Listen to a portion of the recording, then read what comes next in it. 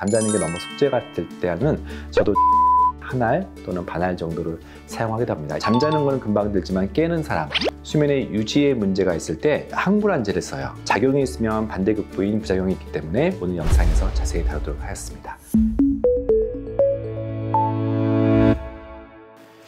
네, 안녕하세요. 김경철 원장입니다. 오늘은 제가 새로 이번에 낸 책 당신이 잘 잤으면 좋겠습니다의 내용에 대해서 쭉 다루고 있는데요. 앞선 영상이 불면의 기전적인 접근이고 오늘 가장 많이 받는 질문 중에 내가 먹고 있는 수면제는 어떤 종류고 또 이 수면제는 치매에 걸리지 않을 것인가 등등에 대해서 많은 질문들이 있어요. 그래서 거기에 대해서 오늘 전반적으로 다룰 텐데 크게 이제 약국에서 구할 수 있는 것들, 그리고 병원에 처방하는 것이 크게 수면 유도제가 있고요. 그리고 항불안제, 내가 수면 때문에 왔는데 왜 항우울증 약을 처방할까? 이런 부분들을 다루도록 하겠습니다. 첫 번째가 이제 약국에서 흔히 구할 수 있는 수면제, 흔히 말하는 OTC라고 해서 처방 없이 구할 수 있는 거예요. 아마 여러분들 잠을 못 잤거나 해외여행 중에 한두 개씩은 구했을 것 같아요. 이럴 때 쓰는 것이 항히스타민제라고 해서 특별히 졸리는 항히스타민제가 있어요. 감기약 먹었을 때 졸렸던 경험은 다 있으실 거고요. 바로 그것을 응용해서 만든 안전한 약이 항히스타민제제예요. 흔히 약국에서는 예를 들면은 대표적인 약들이 독설아민 또는 디페히드라민 같은 약제들이 있어서 베나드릴 이런 것도 아마 아이 키우는 엄마들은 익숙한 그런 항히스타민제 물약이나 항히스타민제가 있어요.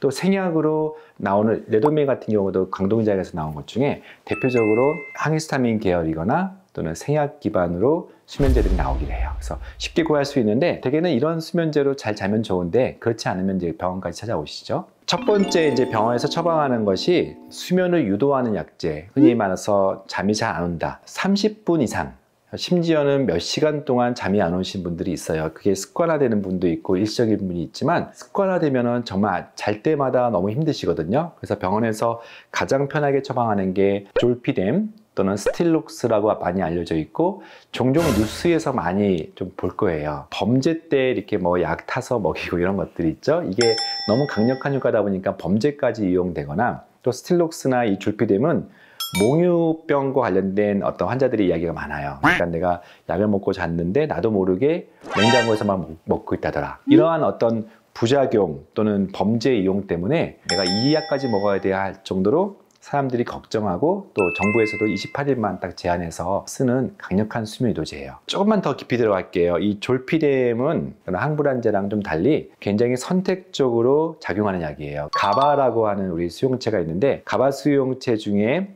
전체를 다 적용하는 것이 아니라 그 중에 알파 유닛 중에서도 또 일부만 작용하는 그런 선택적 작용이 있기 때문에 불안을 낮추기보다는 수면을 유도시키는 목적만 쓰고요. 그러다 보니까 흔히 장기 복용했을 때 치매에 걸리는 것이 아니야 라고 했을 때 비교적 인지기능 저하와는 좀 무관한 약이에요. 그러니까 약효가 굉장히 빠르고 그래서 수면 유도제로 쓰고 또 강력해서 굉장히 많은 앞선 이야기들이 있지만 그래도 되게 깔끔한 약, 그리고 정말 잠을 못 자게 되면은 사실 졸피뎀 외에는 다른 방법이 없는 경우가 많아요. 그래서 잠을 깨는 분이 아니라 잠자기가 너무 어려워요. 잠자는 게 너무 숙제 같을 때는 저도 졸피뎀을 한 알 또는 반알 정도를 사용하게 됩니다. 일종의 마중물처럼 잠을 자서 생활 습관을 개선시킨 다음에 잠의 유지를 도와줄 때는 일단은 처음에 쓰는 약이라고 보시면 돼요. 그리고 이제 중간에 자꾸 깬다. 잠자는 건 금방 들지만 깨는 사람, 수면의 유지에 문제가 있을 때 항불안제를 써요. 또는 신경안정제라고 쓰는 좀 더 의학적 용어는 벤조디아제핀을 써요. 앞서 말씀드렸던 가바 수용체가 우리 몸을 편안하게 해주고 수면을 이끌어주는 그런 신경상담 물질인데 가바 수용체를 자극해서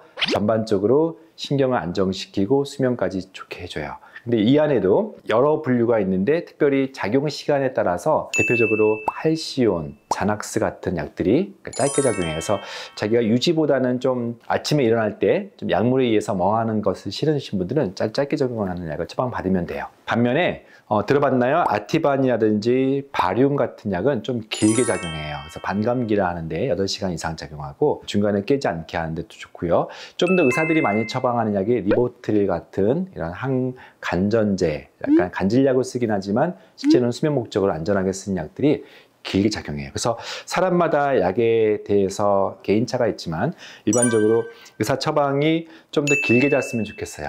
또는 길게 잤지만 아침에 일어날 때는 멍하지 않았으면 좋겠어요. 이럴 때 이제 그 작용 시간 따라서 약을 좀 분리하기도 해요.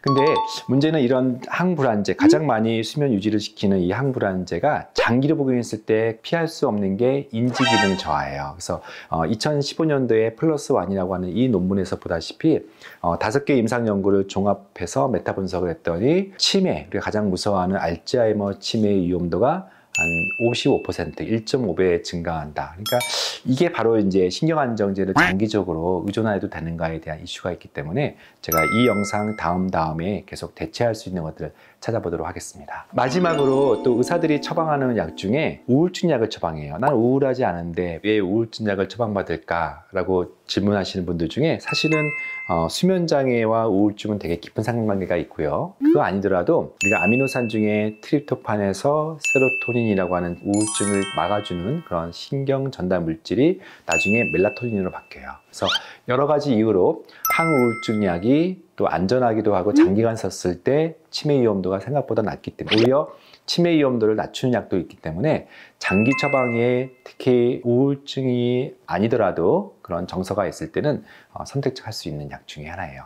그 중에 이제 아마 가장 의사 선생님들이 많이 처방하는 것이 트라조돈 또는 트리티코라고 하는 이런 계열의 약도 있고요. 또 에트라빌 같은 옛날에 만들어진 약들은 오랫동안 검증이 되었으니까 부작용이 좀 적지만 다만 이런 TCA 항우울증이라고 하는데 사만계 항우울증 약들은 입마름 그리고 장기간 처방했을 때 변비나 소변이 잘 안 나오는 이런 히스타민 플러스 항콜린 효과가 있기 때문에 그런 부작용들은 있고 충분히 예측 가능한 것들이에요. 좀 더 많은 약들이 세로토닌을 재흡수 억제제를 씀으로써 세로토닌이 많아지게 만드는 약들이 있는데요. 그 중에서 대표적인 우울증뿐만 아니라 수면과 관련되는 게 레메론이라고 하는 멀타자핀 또는 렉사프로라든지 가장 잘 알려져 있는 약들이 조금씩 졸음에 도움이 돼요. 그래서 항우울증 약에 굉장히 다양한 종류가 있는데 항우울증 약의 전체적인 것들을 봤던 영상을 참고하시면 될 것 같아요. 항우울증 약의 부작용은 세로토닌 같은 경우는 어떤 약은 살찐다는 거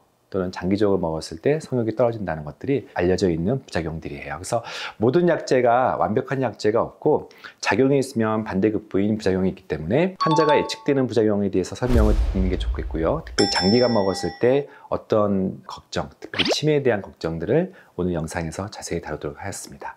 네, 감사합니다.